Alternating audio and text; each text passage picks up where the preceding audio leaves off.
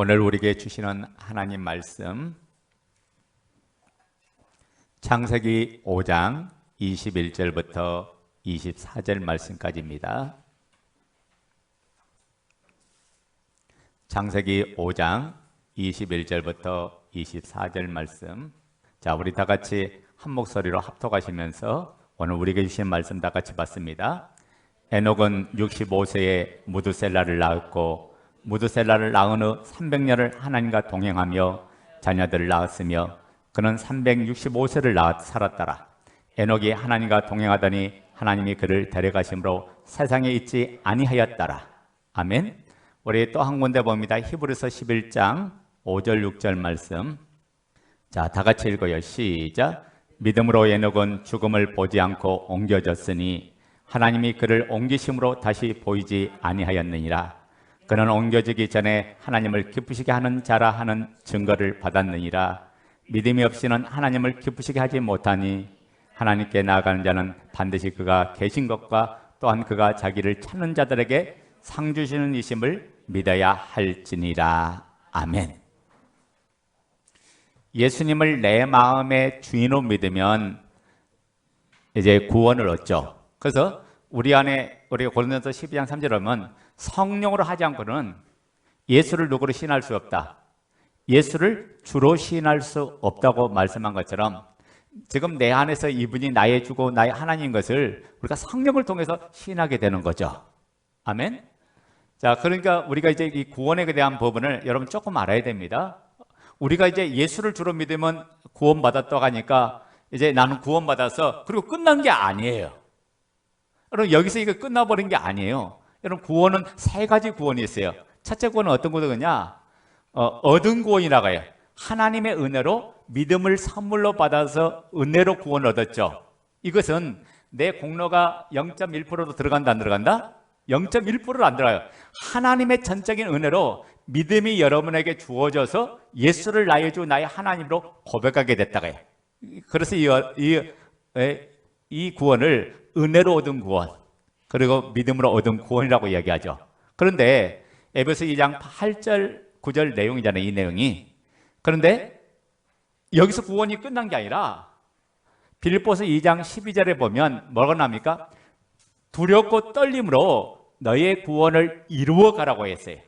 그러니까 구원이 끝난 게 아니라 두렵고 떨림으로 너의 구원을 이루어 가라고 이야기합니다. 성령께서 너희 안에 마음에 소원을 두고 우리를 인도해 주신다고 2장 13절에 그 이야기 하잖아요. 그러니까 자 보세요. 그러니까 구원이 끝난 게 아니라 우리가 이루어 가야 될 구원이 있구나. 그리고 세 번째 뭐냐면 이제 베드로전서에 나오는 건데 구원의 최종 목적지에 도착하는 구원. 그래서 얻은 구원, 이루는 구원, 이루는 구원 이렇게 나오죠. 그래서 우리가 이 구원을 헬라어로 소테리아라는 단어를 쓰는데 최종 목적지인 에이스 소테리아, 최종 목적지까지 도달하는 구원이 바로 참된 구원이다고 해요. 자, 이것을 우리가 쉽게 이야기합시다. 이스라엘 백성이 바로의 학대에서 애굽에서 몇 년 동안 종살이 했어요? 430년을 애굽에서 종살이 하고 이제 나와서 모세의 인도를 따라서 애굽에서 나왔죠. 전적인 하나님 능력을 통해서 나왔잖아요. 그러면 이스라엘 백성 구원이 끝난 게 아니에요. 바로의 학대에서 구원은 받았지만은 이때까지 자유를 억압당하고 포로되고 눌리고 종살이하는 그 노예 생활에서 하나님께서 빠져나오게 해주는데 하나님이 진짜 주려고 하는 게 뭐냐면 애굽에서 빠져나오므로 끝난 게 아니라 그들의 최종 목적인 가나안 땅을 드리는 것이 하나님 목적이었어요. 그러니까 애굽에서 가나안을 가는데 이 가나안 가기까지는 과정이 있다가 이루어가는 구원을 이루어가는 과정인데 그게 뭐냐? 바로 광야 생활이죠. 광야를 거쳐야 가나안 땅을 들어가는 거예요. 여러분 우리가 이 부분을 왜 알아야 되냐? 우리 가장 기본적인 신앙의 단계인데 이 뭐냐면 얻은 구원에서 뭐가 일어나면 심판이 일어나요. 어떤 심판이 나냐? 예수를 주로 믿었으면 구원 얻어서 심판받지 않고 예수를 주로 믿지 않으면 구원을 얻지 못하게 돼 심판을 받는다. 그래서 우리가 요한복음 3장 18절에 보면 영원한 심판이 여기서 나오잖아요. 하나님이 세상을 이처럼 사랑하사 독생자를 주셨으니 이런 저를 믿는 자마다 멸망치 않고 영생을 얻게 하려 합니다. 그러니까 예수를 믿으면 더 이상 우리는 심판에 이르지 않는다고 했어요. 그건 뭐냐? 어둠 구원이야. 근데 뭐가 구원받았냐? 영이 구원받았어요. 뭐가 구원받았어요? 영이 구원받았다고요. 영이. 그러니까 내 영이 이제부터는 예수님의 인도를 받으면, 성령의 인도를 받으면 영은 더 이상 잘 될 게 없어요. 왜? 성령의 인도를 받으면 돼요. 이제 영은. 이게 다른 영적인 소리를 듣지 않고 성령의 음성을 듣고 걸어나가면 되는 거죠. 그런데 여기서 끝나는 게 아니라, 여러분, 우리가 영만 있어요? 우리가 혼을 갖고 있잖아요. 혼 뭐예요? 우리 인격이라 하기도 하고 정신하기도 하고 어리라 하기도 하고, 이게 전부 다 혼인데, 여러분 생각이 없습니까? 생각이 다 어디서 나오냐? 인격에서 나오는 거예요. 인격의 3요소가 그래서 지정의, 지식, 감정, 의지, 이 세 가지가 인격의 3요소잖아요. 그러니까 모든 사람이 인격을 가졌잖아요. 이 인격은 하나님이 사람에게만 주신 거거든요. 우리의 형상을 따라 우리의 모양대로 사람을 짓자 해놓고 거기에 생기를 불어넣어서 생혼이 되게 하셨다. 이게 생영이 되게 했다고 했는데, 이게 원어로 보면 리빙 소울로 돼 있어요. 영어로 보면 리빙 소울로 돼 있는데, 사람이 생각하는 사람의 존재가 됐다요. 그러니까 오늘 우리에게 하나님께서 그 인격을 부어준 거야. 그러니까 여러분이 인격이 있으니까 그 인격에 따라 움직이지, 만약 인격이 없으면 여러분 뭐가 돼요? 로봇가 되고 마는 거예요. 네, 하나님께서 여러분에게 인격을 줘서. 그러니까 신앙생활은 뭐냐? 우리가 신앙생활을 어렵게 생각하는 게 아니라 예수를 주로 믿으면 구원 얻는데 영의 구원이고, 그 다음에 우리가 뭐냐? 삶을 사는 것은 뭐냐? 인격의 구원이다. 인격의 생활의 구원이야. 그래서 우리가 이 생활을 어디서요? 광야에서 생활하잖아요. 광야를 사도행전 7장 38절을 봤더니 교회라고 얘기했어요. 우리가 광야에서 삶을 살아가는데, 이 광야에는 부족한 것 투성이에요. 없는 것 투성이에요.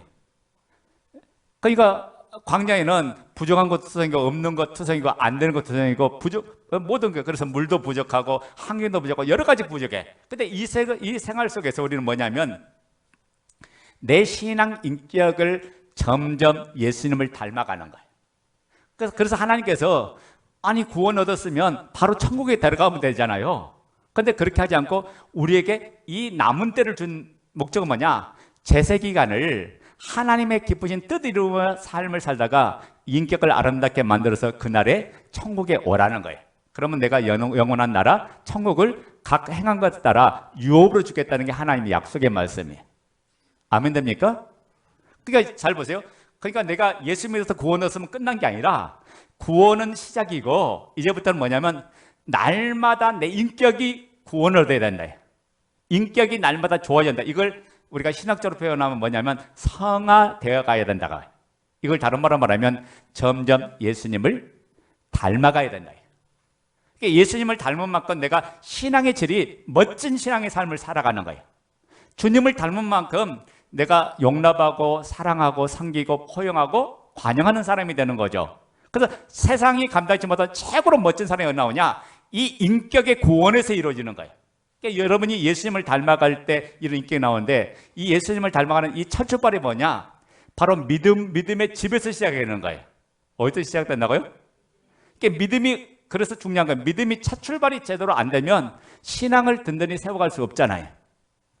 우리가 베드로후서 1장 3절부터 11절 말씀은 믿음의 덕을, 덕이의 지식을, 지식의 절제를, 절제의 인내를, 인내의 형제와 하나님의 사랑, 형제와 사랑을 공급하라. 그래서 신앙의 7층 집이 거기 나오는데 7가지 집이 우리 최종의 인격의 완성이다가요. 여러분, 그 중에 최고의 집은 뭐냐? 사랑의 집이야. 그러니까 믿음의 덕에서 믿음에는 반드시 뭐가 필요하냐? 덕이 필요해요. 하나님과 나와 관계는 절대적인 수직적인 관계가 돼야 돼. 이 관계를 아무도 깨뜨릴 수 없는 그 관계, 그게 믿음의 관계잖아요. 근데 믿음은 그냥 되는 게 아니라 인격을 통해서 이루어져요. 여러분, 인격은 뭐냐면 사실을 기반해요. 인격이 그냥 되는 게 아니라 사실을, 너와 나의 관계, 이 사실을 통해서 서로를 알아가고 서로를 섬겨가는 거예요. 그러니까 하나님을 만나는 역사가 없으면 인격이 자랄 수가 없어요. 왜냐? 사실을 기반이니까 이 사실이 아니면 인격이 성장될 수가 없는 거죠.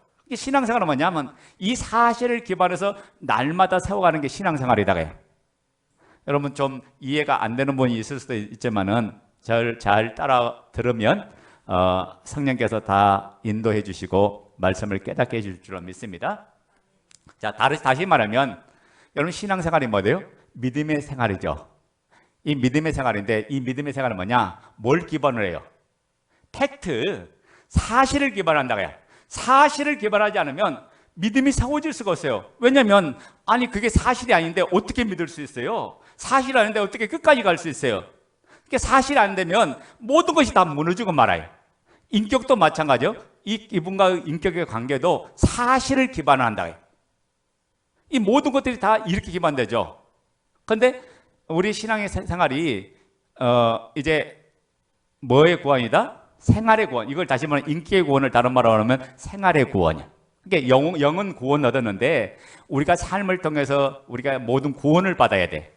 그래서 예수 이름으로 질병에서 치유되기도 하고 문제에서 해결되기도 하고 은혜를 체험하는 게 뭐냐? 이게 생활의 구원에 대한 부분이죠. 그 다음에 세 번째 구원이 있는데 그 구원은 뭐냐? 바로 영과 인격과 혼과 그 다음에 뭐냐? 우리의 몸이 있잖아요. 몸의 구원을 해요. 근데 몸의 구원은 언제 받아요? 주님이 다시 오실 그날에 몸의 구원을 받는다.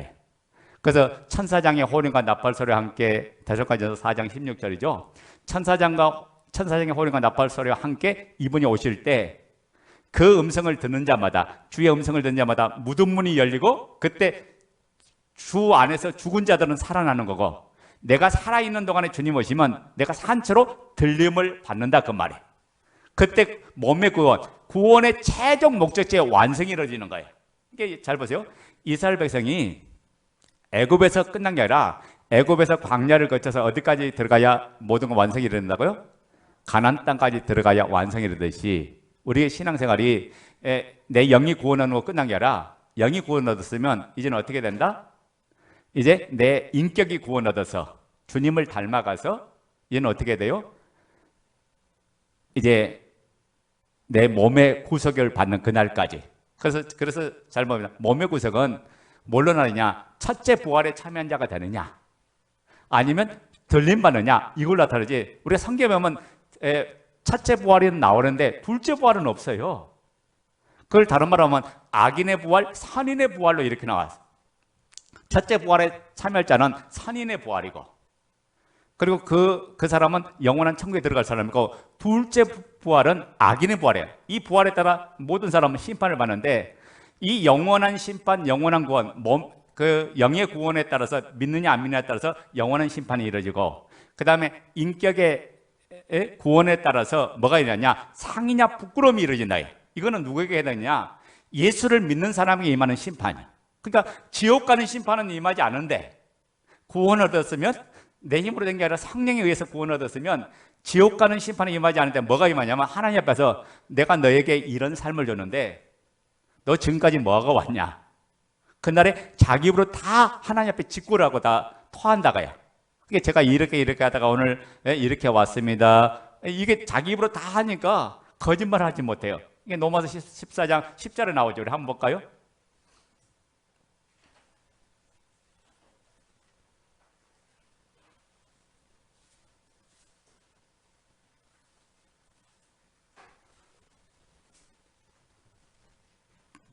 (10절부터) (12절) 보자고요. 자, 시작. 너가 어찌하여 내 형제를 비판하느냐? 어찌하여 내 형제를 업신여기냐? 우리가 다 하나님의 심판대 앞에 서리라. 기록되었으되 주께서 이르시되 내가 살았노니 모든 무릎이 내게 끌릴 것이요 모든 여가 하나님께 자백하리라 하였느니라. 이러므로 우리 각 사람이 자기 일을 하나님께 직구하리라. 자기가 직접 하나님 앞에 자기가 했던 모든 것들을 다 고하는 시간이 그날이 어떤 시간이냐? 바로 심판받을 때인데 무슨 심판 받냐? 믿는 사람이 받는 심판. 그 심판을 뭐라고 하는지 아세요? 상급 심판. 신학적으로 뭐라고 하냐면 뱀마 심판, 상급 심판이에요. 그러니까 하나님 앞에 가서 상이냐 부끄러움이냐 받아요. 그래서 그날에 잘했으면 칭찬받고 잘못했으면 부끄러움을 받죠. 그래서 상급 심판이 있고 이제 마지막 몸의 구속에 따라서 뭔 심판이냐면 최후의 심판이 있다가요. 요한계시록에 나오는 최후의 심판. 그걸 성경에 그걸 이제 우리가 흔히들 표현할 때 뭐라고 하냐? 백보자 심판이 있다. 하나님 보좌 앞에서 심판인데 예수 믿다가 중간에 배도한 사람들, 타락한 사람들, 성령 해방죄에 해당하는 사람들, 이 사람들이 받는 심판이 최후 심판이야. 이 최후 심판의 결과가 뭐냐? 유황불 지옥이에요. 불못 유황불 지옥이다가요. 그러니까 영원한 심판의 결과는 뭐냐? 지옥이나 천국이고, 그 다음에 배마 심판의 결과는 뭐냐면 상급 심판의 결과가 뭐냐? 상이냐? 부끄러움이고, 그 다음에 최후 심판의 결과는 뭐냐? 다시 둘째 사망 불못에 들어간다. 이거의 내용이에요. 여러분이 지금 오늘 짧은 시간에 성경 전체를 지금 관통하고 있는 거예요. 이게 하나의 주제를 어떤 성경의 테마가 어떻게 일어나고 구원이 어떻게 일어나는가 그 여정을 짧은 시간에 지금 딱 짧은 그 시간 내용에 아주 일목요연하게 여러분이 지금 그 관계를 지금 듣고 있는 시간이다가요. 자, 그런데 잘 보세요. 오늘 제가 이야기하고 싶은 내용은 뭐냐면 여러분 성경에 보면 구약 성경에 보면 하나님과 동행한 사람이 두 사람이 나와요. 그 한 사람이 누구냐면 창세기 6장 9절에 보면 노아입니다. 노아는 하나님과 동행하면서 삶을 살다 보니까 하나님께 계시를 받아서 이 세상을 내가 홍수로 쓸어버린다. 그러면서 하나님께 지시를 받았어요. 야, 너 방주를 예비해라. 그러니까 잘 봐요. 하나님과 동행한 노아는 하나님의 뜻을 따라 방주를 예비하는 그런 삶을 살다가 그 가족 8식구가 구원받는 놀라운 축복을 받았죠. 근데 또 한 사람이 있어요. 하나님과 동행한 사람이 또 한 사람이 있는데 그 사람이 누구냐? 오늘 본문에 나오는 에녹이다가 에녹. 그런데 우리가 구약에 보면 이 모든 인간은 죽는데 죽지 않고 산채로 들림받은 사람이 딱 두 사람이 나온다. 그 두 사람이 한 사람이 누구냐? 열왕기하 2장에 보면 엘리야라는 하나님의 선지자, 불의 선지자 엘리야가 죽음을 맛보지 않고 하나님께서 불말과 불수레를 보내서 산채로 그가 모든 사람이 보는 앞에서 제자들이 보는 앞에서 선지 생도들이 보는 앞에서 산채로 그를 하늘로 들림 받게 해주었어요. 그러니까 그 이야기를 그걸 가만 쳐다봤던 선지 생도들이 엘리사에게 이제 엘리야의 후계자인 이 엘리사에게 뭐라고 하냐면 아니 선생님 우리 엘리야 선생님이 저 하늘로 올라갔다 땅에 떨어질지 모르니까 가서 내가 시체를 찾아오겠어. 50명이 그 이야기 했던 거예요. 그러니까 엘리사가 찾을 필요가 없다는데 그들이 자꾸 강권하니까 그래 한번 찾아가 봐.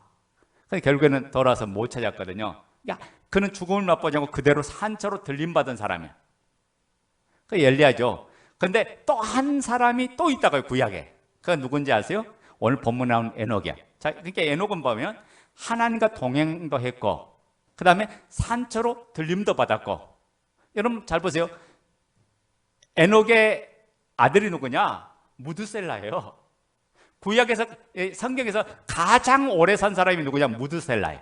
무드셀라가 누구냐? 몇 살 살았냐면 969살. 그때 당시에는 모든 환경이나 자연이 파괴되지 않아서 오염되지 않으니까 그리고 그때 당시에는 채식을 하는 시대예요. 그러니까 그렇게 장수할 수밖에 없죠. 969살을 살았어요. 근데 에녹은 몇 살 산지 아세요? 365살이 됐을 때 하나님이 데려갔으니까 에녹은 그러니까 그때 당시에는 900살이 보통의 나이대인데 하나님께서 에녹은 너무 아까우니까 넌 이 지상에서 죽음을 맛보지 않고 내가 너를 들려 올릴게. 그래서 하나님께서 에녹을 산채로 들림받게 해서 하나님이 데려가셨다고요. 근데 잘 보세요. 에녹의 삶의 계기가 있었어요. 변화의 계기가 있었어요. 그냥 된 게 아니라 우리가 오늘 창세기 5장 21절 보면 에녹이 65세. 에녹은 65세 누굴 낳았어요? 무드셀라를 낳았다 그랬어요. 그러니까 65세까지는 무드셀라를 낳았는데 65세까지는 남과 똑같이 살았어. 그냥 놀러 다니고 세상 즐기고 모든 걸 다 살았는데 무드셀라를 낳고 나서 에녹의 인생이 바뀌어버린 거예요. 무드셀라를 낳고 나서 에녹의 삶 자체가 완전히 바뀌었어요. 왜 바뀌었을까요? 여러분 무드셀라는 말은 창 던지는 자라는 뜻이에요. 창 던지는 자. 무슨 말이냐면 에녹이 무드셀라를 낳고 나서 하나님께서 이 세상을 심판하구나. 심판의 때를 봤던 거예요. 하나님께 이 세상을 심판하구나. 심판하는 것을 에녹이 알았던 거예요. 그러니까 그때부터 에녹이 어떻게 살아요? 내가 세상과 더불어서 짜가고 못 살지. 세상과 동화돼서 못 살지. 세상에 그렇게 오염돼서 타락해서 그렇게 삶을 살면 안 되지. 에녹의 삶이 그때부터 180도 완전히 바뀌었던 거예요. 이게 무드셀라를 낳고 에녹의 인생이 바뀌었는데 몇 년을 살았냐면 장장 300년 동안 하나님과 동행했다고 해요. 그럼 동행이라는 단어를 제가 지난 수요일 날 설명해 드렸는데, 동행이라는 이 단어가 할라크라는 단어예요. 헬라어로. 할라크라는 단어가 어디서 나오냐면, 여러분 제가 이야기 쉽게 말할게요. 종이 두 장을 앞뒤로 악교칠을 해가지고 딱 붙였어요. 그러면 그걸 강제로 찢으려면 어떻게 돼요? 두 개 다 망가져요, 안 망가져요? 완전히 망가지죠? 악으로 딱 붙인 걸 찢으려고 하면, 뜯어내려고 하면 뜯어낼 수가 없어요. 만약 두 개 다 망가지니까 한 장으로 만드는 걸 강제로 뜯으려면 뜯을 수. 이게 동행이야. 이게 동행이라는 의미가 뭐냐면, 하나님의 뜻이 내 뜻이고 하나님의 계획이 내 계획이고. 그래서 지금 에녹은 뭐냐면, 그 전까지는 자기 마음대로 살았어요. 자기 하고 싶은 대로 하고 마음대로 사는데, 그 다음부터는 무드셀라를 낳고 나서부터는 에녹은 그렇게 산 게 아니라 하나님의 뜻에 맞춰서 삶을 살았는데, 장장 몇 년 살았냐? 300년 동안 살았어요. 그렇다고 해서 우리가 창세기 말씀하면 에녹이 아주 특별한 일을 한 게 아니에요. 가서 수많은 일을 한 게 아니라, 에녹은 300년 동안 한 일이 뭐냐면 하나님과 동행하면서 자녀를 낳았어요. 이게 일상의 삶을 살았던 거예요. 일상의 삶을 통해서 그런 믿음의 삶을 살았던 거예요. 그러니까 그 삶이 하나님이 얼마나 기뻐하셨으면 에녹을 죽음에 당하지 않게 하고 죽음을 맛보지 않고 하나님께서 산채로 들림받게 하셨는가, 지금 그 이야기를 지금 하고 있는 거죠. 그래서 우리 창세기 한번 보자고. 다시 5장 21절부터 24절.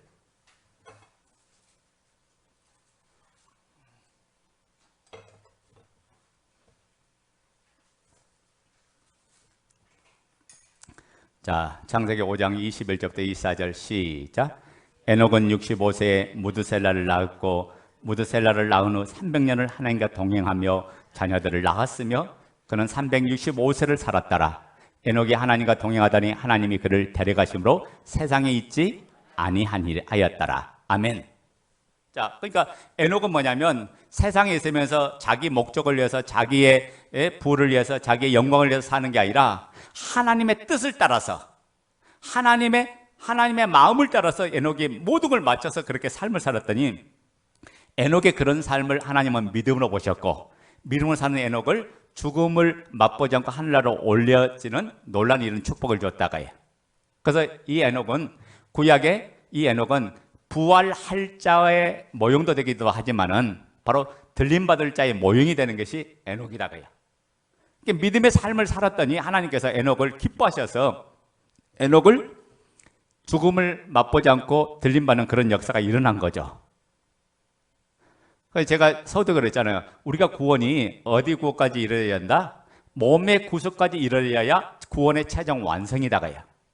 근데 우리가 흔히들 잘못하니까 뭐예요? 나는 이제 예수 믿었으니까 구원 받았네 해놓고 삶은 개판으로 살면, 내가 내 인격의 훈련을 통해서, 인격의 구원을 통해서 하나님 앞에 상이냐 부끄러움이냐 받을 건데, 그날에 받을 상이 없고 오히려 하나님 앞에 책망을 받으면 상 밖으로 쫓겨나는 일이 벌어진다. 우리가 마태복음 22장에 나오잖아요.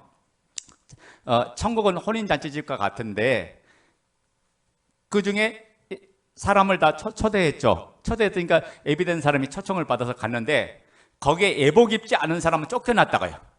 그러면 예복을 입지 않은 사람, 이게 혼인잔치 참석하는데 그 하얀 드레스를 입고 가야 된다.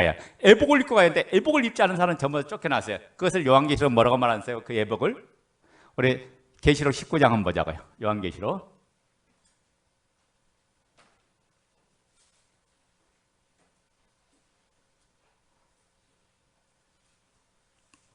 7절부터 8절 말씀.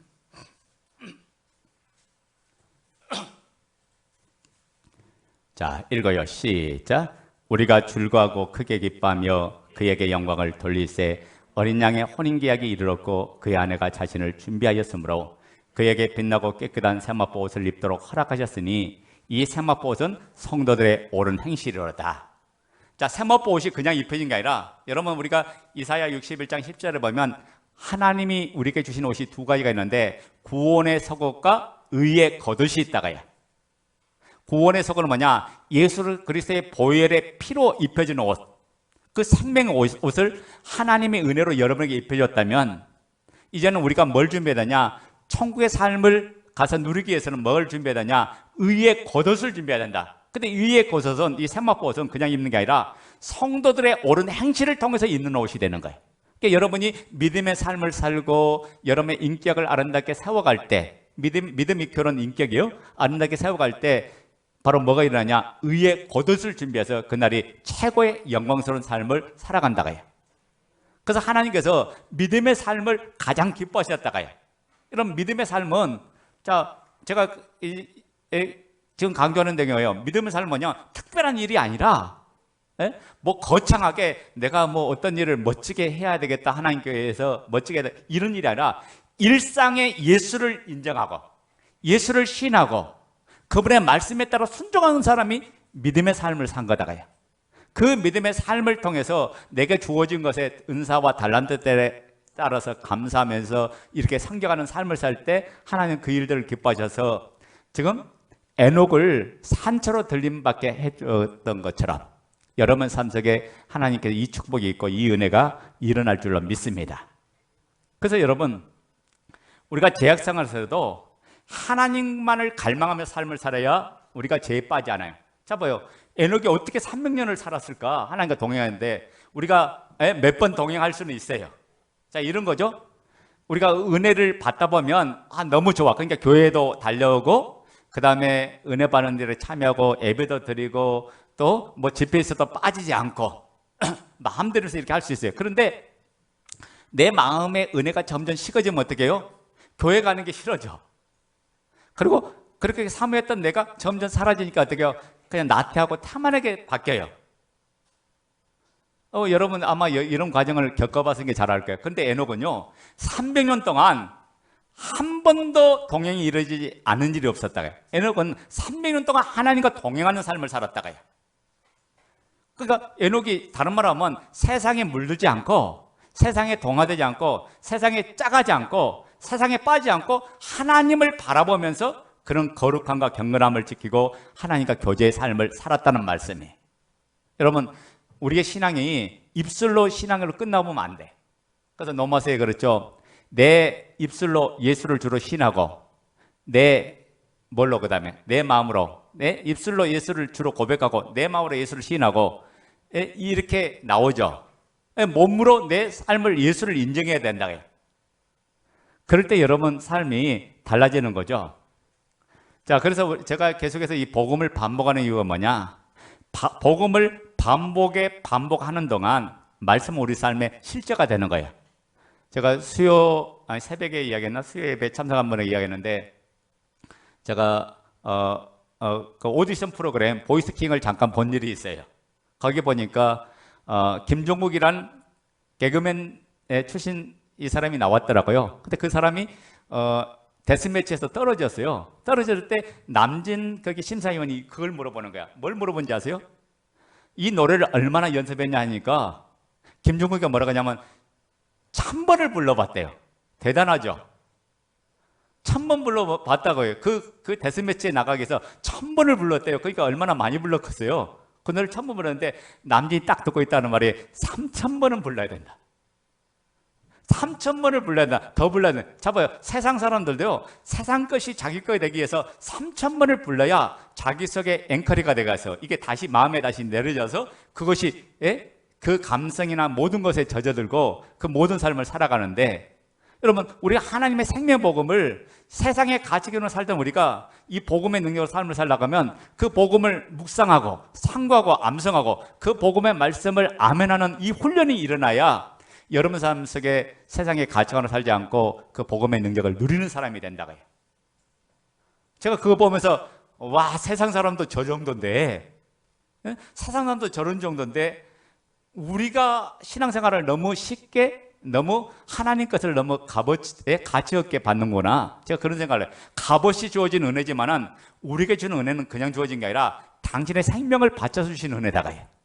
여러분, 우리가 그 은혜 속에서 아들이 누리라고 준 건, 하나님께서 우리 아들에게, 우리에게 누리라고 준 거니까 이 누리라는 이 복음의 말씀을 붙들고 여러분이 날마다 암송하고 묵상하고 그 말씀 붙드는 여러분 되시기 바랍니다. 그래서 여러분, 제가 새벽마다 계속 복음을 강조하는 이유가 뭐예요? 여러분에게 복음이 반복돼서 우리 삶 속에 실제가 누리게 해주려고 계속해서 하는 거예요. 예수님을 주인으로 믿는 순간 우리 몸 안에, 우리 마음 안에 예수님이 들어왔죠. 이때부터 뭐냐면 동행이 시작되는데, 동행이 어떤 때는 동행되고 어떤 때는 동행이 안 되는 게 아니라 날마다 동행이 이루어지는데, 동행이 선명하면 선명해서 여러분의 신앙이 선명해진다고 해요. 그리고 세상에 쌓이고 거기에 넘어가지 않아요.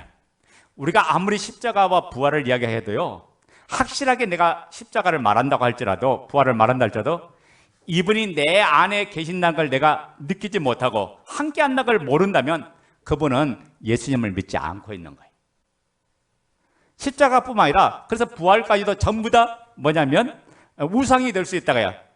여러분, 신앙은 실제지, 제가 했죠. 믿음은 실제지 믿음은 추상적인 게 아니다고요.